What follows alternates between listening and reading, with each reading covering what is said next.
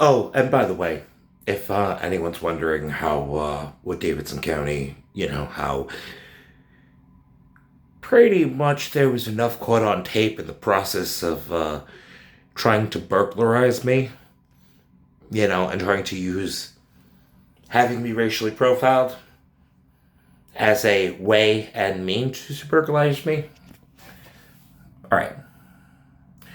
So for anybody that wants to go ahead and be able to do private investigative work, attempting to go ahead and keep in mind, you also have to learn what is legal and not legal. And it takes a long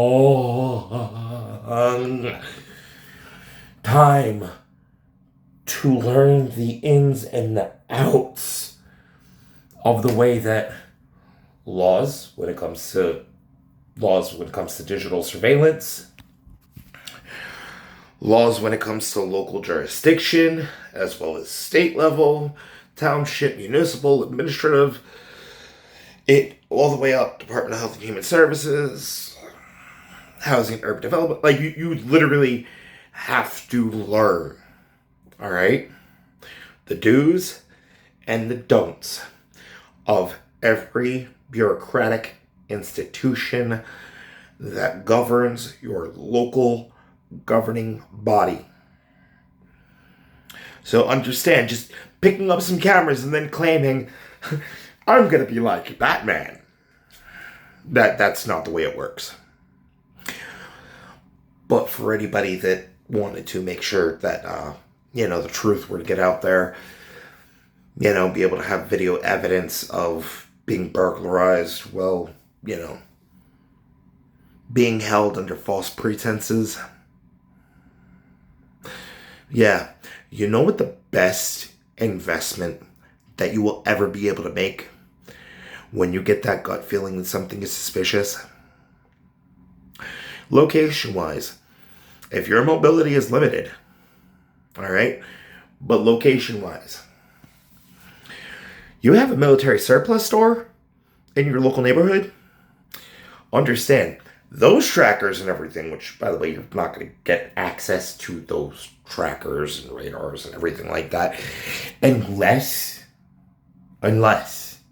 it's understood that everything that you do with it is going to be above board, legal, ultimately just because of you getting that equipment, which is technically considered the Department of Defense's hand-me-downs, that has already been decommissioned and, been legally allowed for public circulation. Those are the places to go ahead and shop for your equipment, all right? Stop picking up air tags at Walmart, all right? If you go ahead and you try to play, makeshift wannabe private eye,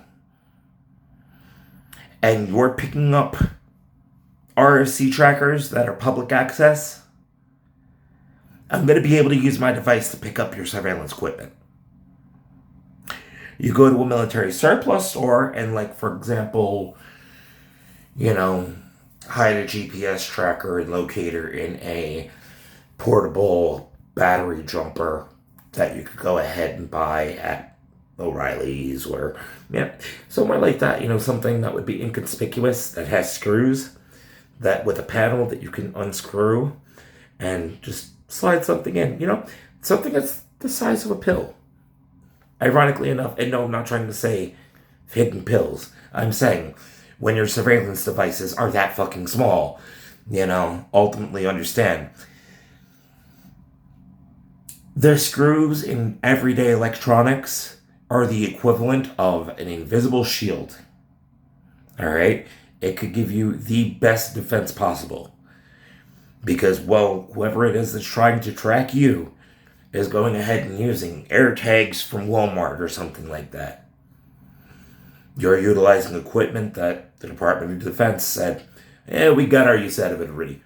We understand you using those. You're using them ethically and responsibly, and also using those, we have a back channel to be able to catalog all of your recordings as well as locations and everything. So it makes it easier for us to spy on you without legally being in trouble for spying on you.